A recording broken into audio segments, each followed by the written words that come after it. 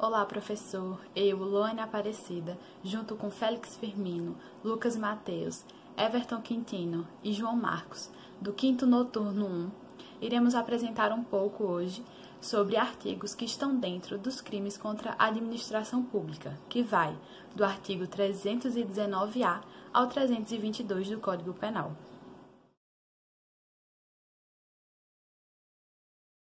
E vamos dar início com o primeiro artigo 319-A do Código Penal, que fala sobre prevaricação imprópria. Este artigo está disposto no Código Penal como deixar o diretor de penitenciária e o agente público de cumprir seu dever de vedar ao preso o acesso a aparelho telefônico, de rádio ou similar que permita a comunicação com outros presos ou com o ambiente externo. Pena, detenção de 3 meses a 1 ano. É importante ressaltar por que esse dispositivo foi colocado no Código Penal. Porque a utilização de aparelhos de comunicação móvel na última década se tornou um grande problema para a administração pública. Por quê? Com a facilidade de você conseguir um telefone ou algo similar para se comunicar com o meio externo, é muito fácil. E com isso, os presos eles começaram a coordenar ações, a gerenciar organizações criminosas, cometer delitos, e isso se tornou um grande perigo. Por isso, o Estado ele se viu na necessidade de tentar controlar essa situação. O primeiro impedimento que eles colocaram foi redigindo regulamentos administrativos no âmbito estadual, como se falta grave fosse possuir, utilizar ou fornecer aparelhos eletrônicos dentro da prisão.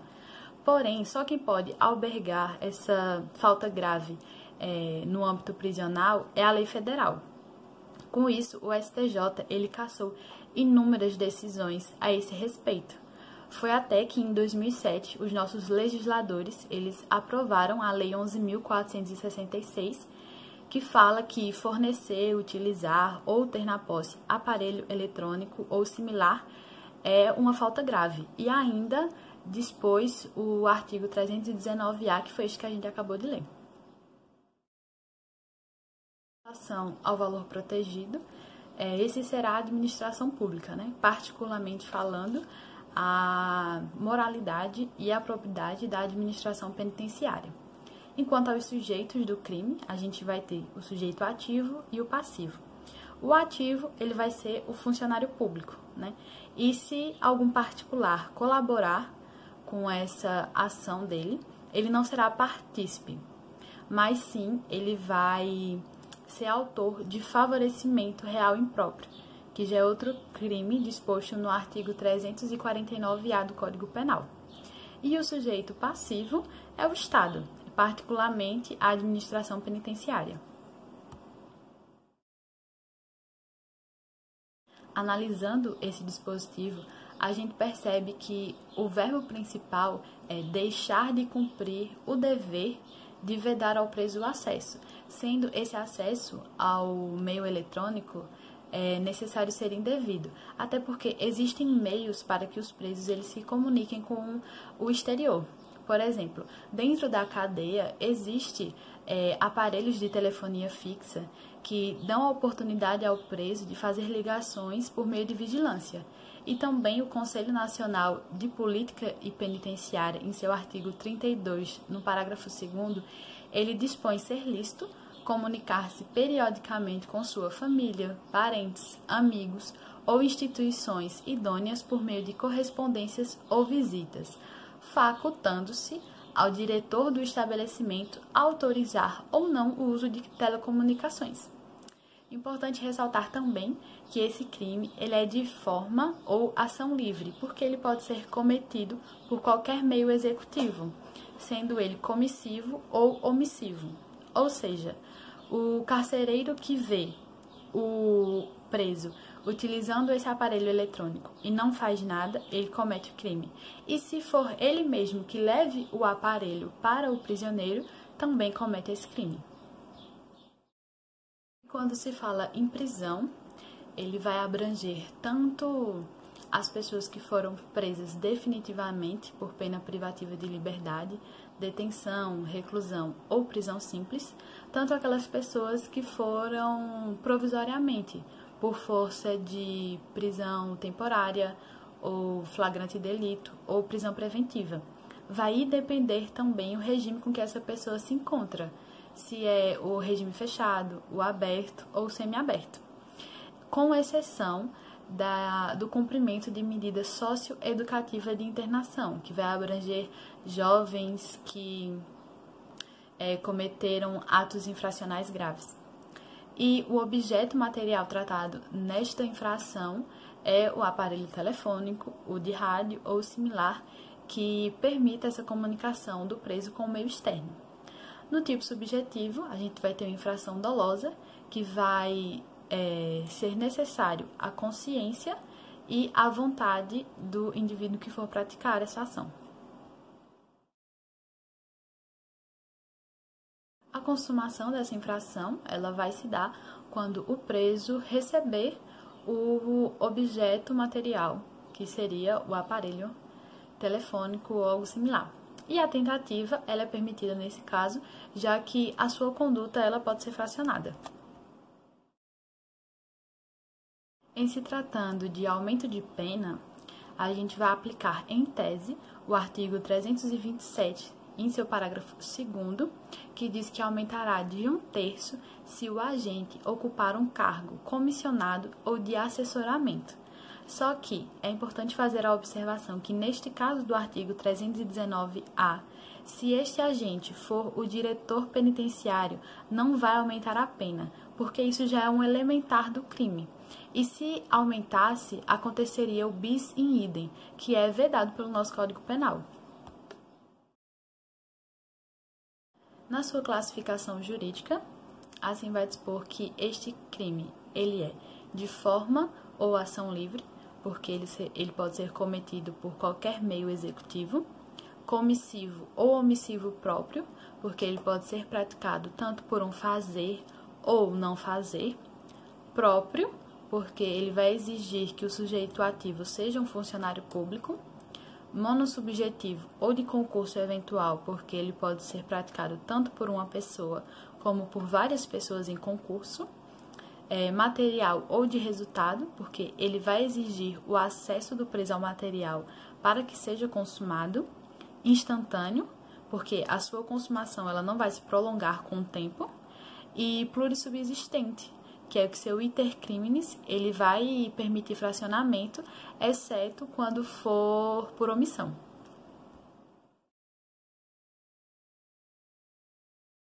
Em se tratando da sua pena, ela é uma pena de detenção de 3 meses a 1 ano e constitui uma infração de menor potencial ofensivo, sujeita às medidas despenalizadoras da Lei 9.099 de 95. E a sua ação penal, ela vai ser a ação de iniciativa pública incondicionada, que vai ser promovida pelo Ministério Público.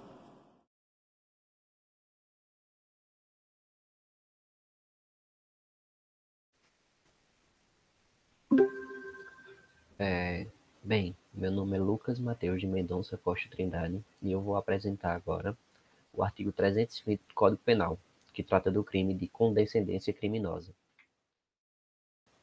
Bem, quanto ao dispositivo legal, teremos no texto do artigo 320 que deixar o funcionário, por indulgência, de responsabilizar subordinado que cometeu infração no exercício do cargo ou, quando lhe falta competência, não levar o falta ao conhecimento da autoridade competente. A pena é detenção de 15 dias a 1 mês ou multa.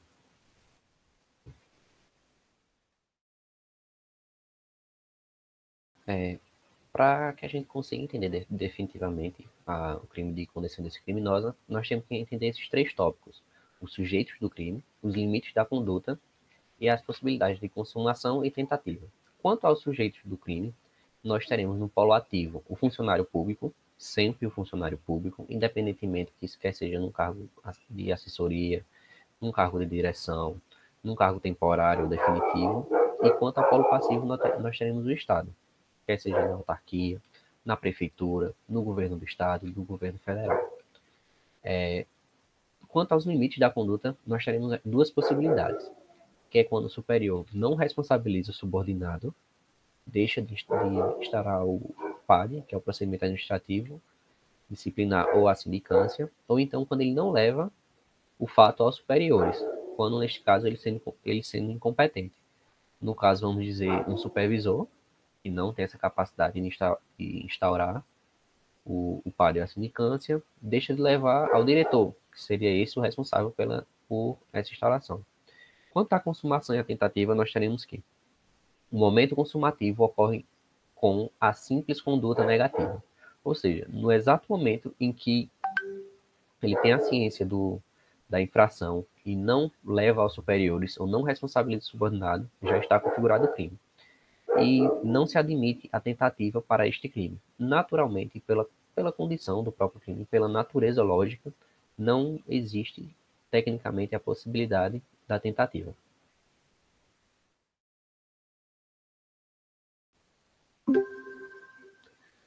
Quanto à classificação jurídica, nós teremos que ele é homicídio puro, pois quem está no polo ativo deixa de fazer algo que, por obrigação, ele deveria fazer. Ou seja, ele obrigatoriamente deveria, conforme um dos princípios da administração pública, levar ao superior ou ele mesmo responsabilizar o subalterno. Só que nesse caso, ele vai e omite. Ele é próprio, pois, como já dito, ele só pode ser praticado por alguém que está ligado diretamente à administração pública na condição de superior, ou seja, um funcionário público. Ele é monossubjetivo ou de concurso eventual, pois só pode ser praticado por uma única pessoa, sendo admitida em tese a coparticipação ou a coautoria, onde uma pessoa vai instigar, influenciar o autor a cometer esse ato, né? A omitir a infração, a afastar a responsabilidade do infrator. É de mera conduta ou simples inatividade, pois ele não tem, vamos dizer, um resultado. O próprio ato é o que configura o crime. A simples omissão é o que já configura, o simples ato de não fazer nada já configura o crime. É instantâneo, pois ele acontece justamente no ato, ele já é consumido naquele ato de omissão, restado algumas possibilidades onde para poder averiguar ou tipo, dentro do próprio caso, há a possibilidade de haver um distanciamento entre o começo e o fim, para haver apuração ou alguns quesitos internos. Mas, na grande maioria dos casos, é um crime que acontece justamente no ato onde há a ciência de a não passagem ou a não penalização da infração. E o subsistente, pois ele consiste apenas em um ato.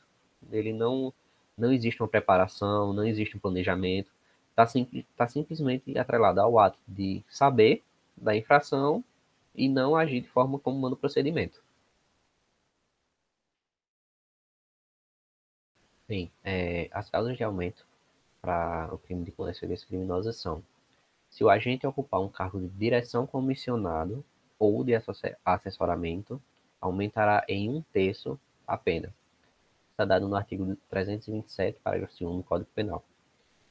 Quanto às providências a serem tomadas em caso de infração, nós teremos, como já falado anteriormente, que o responsável pelo subalterno deverá apurar a infração ou então aplicar já a sanção. Também a possibilidade de um procedimento administrativo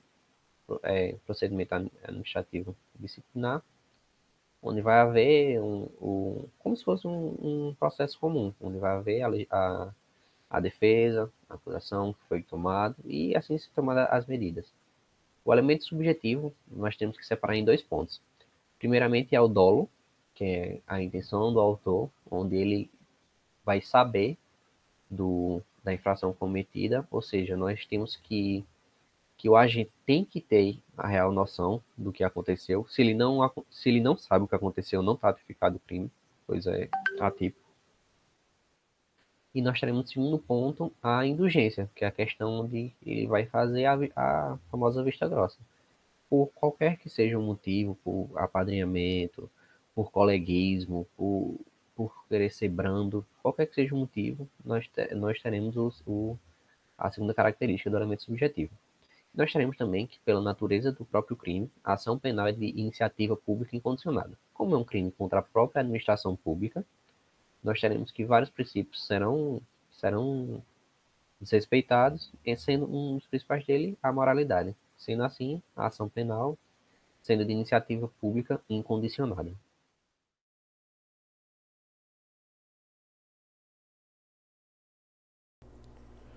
Olá pessoal, conforme falado anteriormente pelos nossos colegas, que iremos tratar dos crimes contra a administração pública, irei falar especificamente sobre o crime de advocacia administrativa, ao qual está consubstanciado no artigo 321 do Código Penal Brasileiro,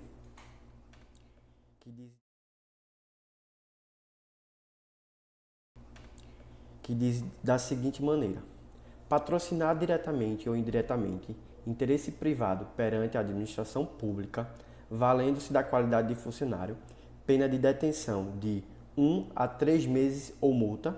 Parágrafo único. Se o interesse é ilegítimo, pena de detenção de 3 meses a 1 ano, além de multa.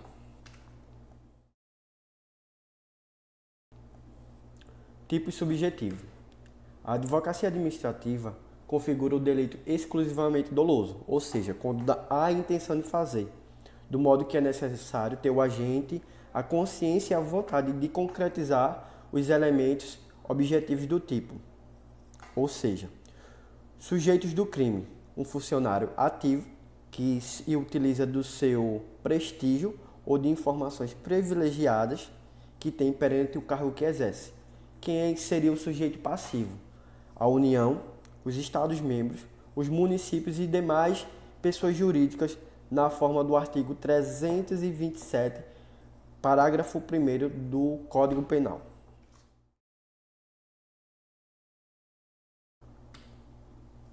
Consumação e tentativa. Dá-se a realização integral típica com o primeiro ato equívoco de patrocínio, ainda que o pleito sufragado ou seja acolhido. A tentativa é possível enquanto o crime é plurissubsistente. Na forma qualificada,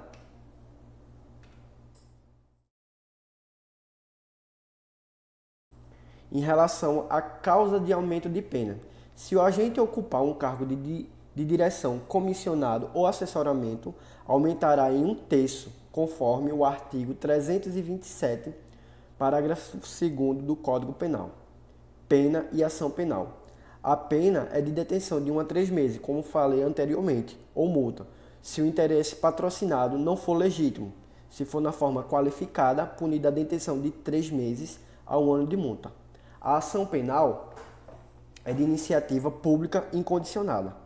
Um exemplo de um crime de advocacia administrativa, ou seja, o fato de que o próprio artigo diz crime advocatício administrativo, não se trata-se apenas de advogado, mas sim de qualquer funcionário que esteja a serviço do serviço público. Um exemplo que eu posso tratar aqui com vocês seria o seguinte: eu, na qualidade de advogado, que tenho um amigo que é escrevente, e eu tenho um cliente que tem condições suficientes para arcar com todos os custos de um processo, mas eu, utilizando da minha amizade com o escrevente, fui protocolar uma petição inicial pedindo a gratuidade do processo, para que o meu cliente, mesmo com condições financeiras, não pagasse nada em relação ao processo em si. O escrevente aceitou, protocolou essa petição, levou até o juiz, que na condição que ele tinha, mesmo ele sabendo que o meu cliente tinha condições de arcar com todos os custos do processo, pediu para o juiz despachar perante o pedido que eu fiz e a amizade que eu tinha com ele. Dessa forma, cometeu-se aí um crime de advocacia administrativa qualificada, ou seja, utilizou perante a influência que ele tinha para um particular ou de terceiro, que nesse caso seria de terceiro. Ok? Muito obrigado a todos e até mais.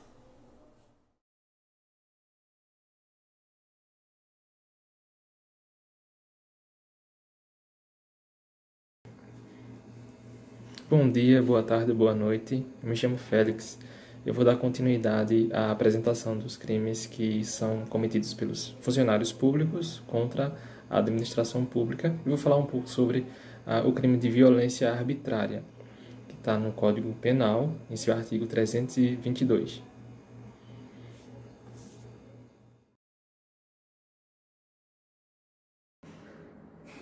E o que é o crime de violência arbitrária? O referido artigo, ele dispõe que praticar violência no exercício de função ou a pretexto de exercê-la, e a pena é a detenção de 6 meses a 3 anos, além da pena correspondente à violência. O que isso quer dizer?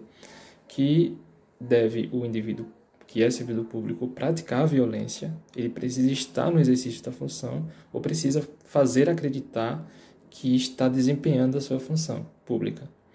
Então, se for o caso, ele sofrerá a pena desse crime, além do outro crime que ele cometer, como lesão corporal. Ele também acumularia, no caso, o crime a pena de violência arbitrária com a do outro crime que ele cometer, seja vias de fato, seja lesão corporal, seja inclusive homicídio.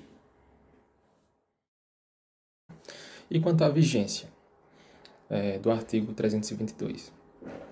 Há duas correntes doutrinárias que divergem acerca da vigência dessa norma. Uma parte da doutrina defende que esse artigo foi revogado pela antiga lei de abuso de autoridade, ou seja, não estaria mais em vigor, enquanto que outra parte da doutrina defende que sim, que continua em vigor. Inclusive, o STJ já teve julgados decidindo que sim, que esse artigo atualmente continua em vigor. Então, o que prevalece para a maior parte dos doutrinadores e também para a jurisprudência seria que o artigo 322 está sim em vigor. E quanto ao valor protegido? Qual é o valor, qual é o bem que essa norma, que o artigo 322 visa proteger? O bem protegido seria, a princípio, a administração pública. Visa proteger os princípios de moralidade e de probidade. Além disso, visa proteger também a integridade corporal, a integridade física dos cidadãos e dos particulares. E quanto ao tipo objetivo, o que vale ressaltar a princípio seria o verbo, que é o que mais se destaca na lei, que é o verbo de praticar. Praticar significa exercer, significa fazer. Então, pôr em prática é o tipo objetivo. Isso quer dizer que só é configurado o crime de violência arbitrária se houver a violência física e não sendo admitido uma violência moral. Tem que haver, por exemplo, agressão, soco, pontapé. Não valeria algum tipo de agressão coercitiva que não houvesse a violência física.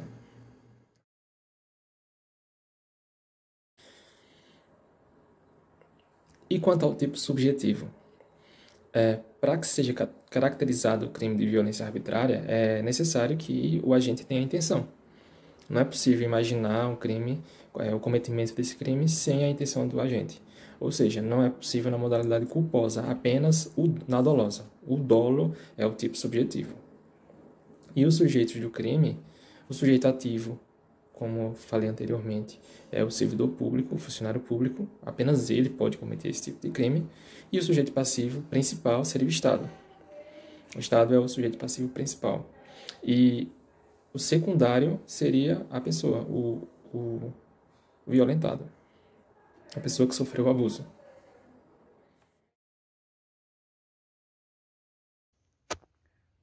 Boa noite, meu nome é João Marcos. Dando continuidade ao trabalho, eu vou falar sobre a consumação e tentativa. A consumação se dá com a produção do resultado, ou seja, com efetiva produção da violência. A tentativa é admitida porque a conduta típica pode ser fracionada. A causa de aumento da pena. Caso o sujeito ativo ocupe cargo de direção convencionada ou de assessoramento, incorrerá na exasperante do artigo 327, parágrafo 2º do Código Penal, que determina a elevação da pena em 1/3. A classificação jurídica. A classificação jurídica é um crime de formulação livre que admite qualquer meio de execução próprio, porque exige a condição especial do sujeito ativo, monossubjetivo ou de concurso eventual, porque pode ser praticado por uma só pessoa ou por várias pessoas em concurso, material ou resultado, porque requer o resultado de efeito de consumação instantâneo, porque a fase consumativa se dá desde logo, não se prolonga no tempo, plurissubsistente, porque o intercrime pode ser dividido em vários atos, admitindo por isso a tentativa. Pena e ação penal. A pena é de detenção de 6 meses a 3 anos, além da pena correspondente à violência. A sanção combinada admite a suspensão condicional do processo. O rito processual é o mesmo relativo aos direitos funcionais, acrescido das disposições do Cômodo Sumário. A ação penal é iniciativa de ação pública. E para finalizar, pessoal, nosso trabalho dos crimes contra a administração pública, sabemos que os princípios que norteiam as atividades exercidas pela administração pública devem ser seguidos à risca. Entretanto, como em qualquer outro lugar, existe aquele que descumpre as regras e prejudica o serviço público. E justamente nesse aspecto temos leis que as punem, aqueles que atentam contra a sociedade. Justamente no setor que é interessante a todos. Espero que tenham compreendido todo o nosso trabalho exemplificado anteriormente pelos nossos colegas. Desde já agradeço a todos